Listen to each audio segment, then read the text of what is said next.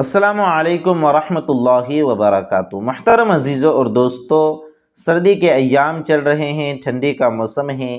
سردی کے موسم میں عموماً ہم لوگ ٹھنڈی سے بچنے کے لیے، سردی سے بچنے کے لیے بڑے رومال وغیرہ کا یا مفلر وغیرہ کا استعمال کرتے ہیں، چادر کا استعمال کرتے ہیں، اور انہی چیزوں کے ساتھ ہم لوگ نماز بھی ادا کرتے ہیں۔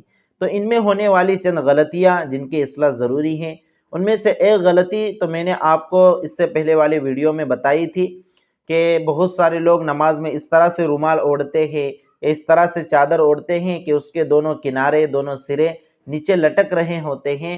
تو اس طرح سے چادر یا رومال کے سروں کو لٹکانا اور اس طرح سے اوڑھنا کہ اس کے دونوں کنارے نیچے لٹک رہے ہوں، اس کو سدل کہا جاتا ہے، جس کو علماء کرام نے، فقہائے اعظام نے مکروہ لکھا ہے۔ تو نماز میں اس طرح سے صدل مکروہ ہیں، تو آپ اس طرح سے رومال وغیرہ نہ اوڑھے کہ اس کے دونوں کنارے نیچے لٹک رہے ہوں، بلکہ اس کو آپ کندھے پر ڈال لے یا دونوں کناروں کو پکڑ کر آپ اس کو پیش دے دیں تاکہ صدل کی کیفیت سے آپ بچ سکیں۔ اور یہ مکروہ ہونے کی اس کی وجہ بھی میں نے آپ کو بتلائی تھی کہ یہ یہودیوں کا طریقہ بھی ہے، اور دوسری یہ کہ اس سے نماز کے خشوع اور خضوع میں خلل واقع ہوتا ہے کہ بار بار اس کو سمیٹنا پڑتا ہے۔ جب اس کو باندھا ہوا نہیں ہوتا تو کبھی رومال آگے کو جا رہا ہے، کبھی پیچھے کو جا رہا ہے، اس کو بار بار سمیٹنا پڑتا ہے، جس سے نماز میں خلل واقع ہوتا ہے۔ اسی طرح کا ایک مسئلہ یہ بھی ہے جو عموماً سردی کے موسم میں پیش آتا ہے کہ ہم سردی سے بچنے کے لیے رومال اوڑھتے ہیں یا چادر وغیرہ اوڑھتے ہیں یا مفلر وغیرہ کا استعمال کرتے ہیں، تو ہم نماز بھی انہی چیزوں کے ساتھ پڑھتے ہیں۔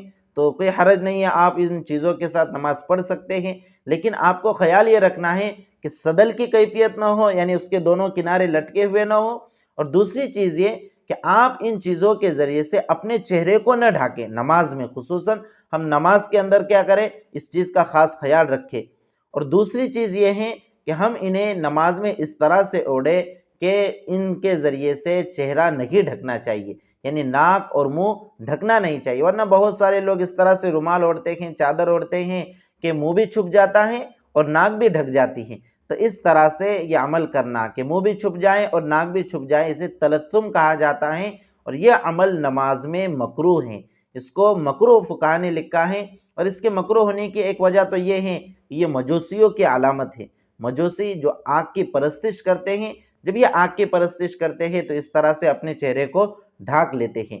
تو نماز میں آپ رومال یا چادر وغیرہ اوڑھیں، لیکن صدل کی کیفیت نہ بنائیں، یعنی اس کے دونوں کناروں کو لٹکا ہوا نہ چھوڑے، بلکہ یا تو کندھے پر ڈال لے یا دونوں کو پیش دے دے۔ اور اسی طرح سے تلثم کی کیفیت بھی نہ ہو، یعنی چہرہ اور ناک کو ڈھکنا نہیں چاہیے، بلکہ آپ اس کو کھلا رکھیں۔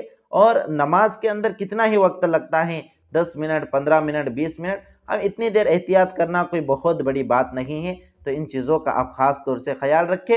اور یہ مسئلہ عورتوں کے لیے بھی ہے، یعنی عورتیں بھی نماز کے اندر کسی چیز کے ذریعے سے اپنے چہرے کو اس طرح نہ ڈھانکے کہ اس کا منہ بھی چھپ جائے اور ناک بھی چھپ جائے۔